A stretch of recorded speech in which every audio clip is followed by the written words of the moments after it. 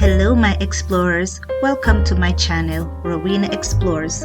On today's trip, I visited a national historical landmark, the Paul Robeson residence located at 555 Edgecombe Avenue at the corner of West 160th Street in the Washington Heights area of Manhattan, New York City. In 1976, this apartment building was officially recognized by the United States government for its outstanding historical significance. Paul Leroy Robeson, born April 9, 1898 in Princeton, New Jersey, was an American-based baritone concert artist, stage and film actor, athlete, and activist who became famous for his cultural accomplishment and his political stance. Late 1915, Robeson became the third African American student ever to enroll at Rutgers College and the only one at that time.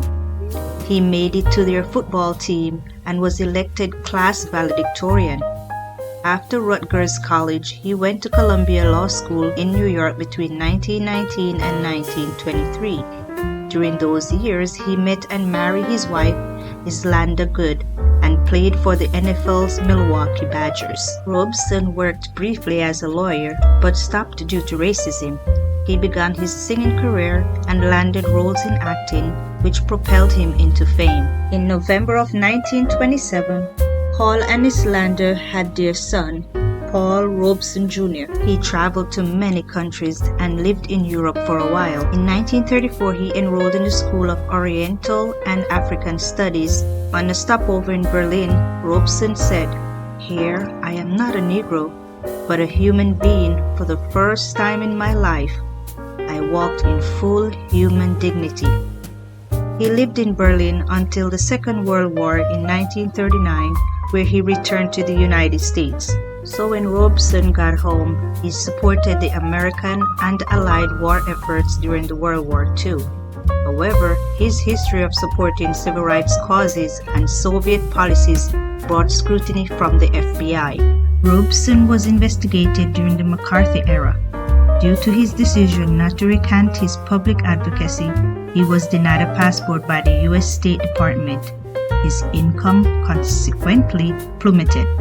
He moved to Harlem and published a periodical called Freedom, which was critical of the United States policies from 1950 to 1955. Robeson's rights to travel was eventually restored as a result of the 1958 United States Supreme Court decision Kent versus Dulles. The success of his acting placed him in elite social circles and his ascension to fame. Robeson recorded and released over 276 songs. He recorded repertoire spanned many styles, including Americana, popular standards, classical music, European folk songs, political songs, poetry, and spoken excerpts from plays. After the lynching of the 4 African Americans in Georgia in 1946, Robeson met with President Truman and admonished Truman by stating that if he did not enact legislations to end lynching, the Negroes will defend themselves. The meeting was terminated when Truman said it wasn't the right time to propose anti-lynching legislation. With that said, Robeson called all Americans to demand Congress to pass civil rights legislation, subsequently founded the American Crusade Against Lynching organization in 1946, where he received support from W.E.B. Du Bois on this matter. Robeson went on a worldwide tour using London as his base. He gave performances in towns around UK, in Moscow, in Russia, and in October 1959, he took part in a service at St. Paul's Cathedral, making him the first black performer to sing there. Around 1961, Paul's health began to break down. He attempted suicide in Moscow and became suicidal again in London. He was depressed and suffered from paranoia. He returned to the United States in December 1963. After his wife's death in 1965, he moved from his apartment in Harlem to live with his son and then his sister in Philadelphia.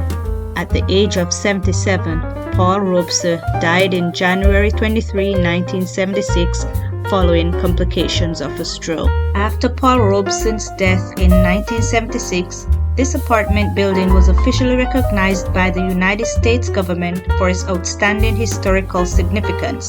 The building housed many noted African American musicians, actors and actresses, and successful professionals who were important to the struggles of civil and human rights. The residents of 555 Edgecombe Avenue includes Paul Robeson, Kenneth Clark, Bruce Langhorne, folk musician, Canada Lee, boxer and actor, Joe Louis, also known as the Brown Bomber, professional boxer, Lena Horne, singer, dancer, actress, and civil rights activist, Andy Kirk, musician, bandleader, William James, also known as Count Bessie, jazz pianist, organist, bandleader, and composer, and Bessie A. Buchanan, the first African American woman to hold a seat in the New York State Legislature. In 1993, it was designated a New York City landmark and the street was renamed Paul Robeson Boulevard. Thank you all for watching this video. I hope you enjoy the contents I bring to you. To become an explorer, please hit that subscribe button and ring the notification bell as to get notified whenever I upload new videos. Your support is greatly appreciated. Thank you. Until my next excursion, Rowena Explorez, signing off.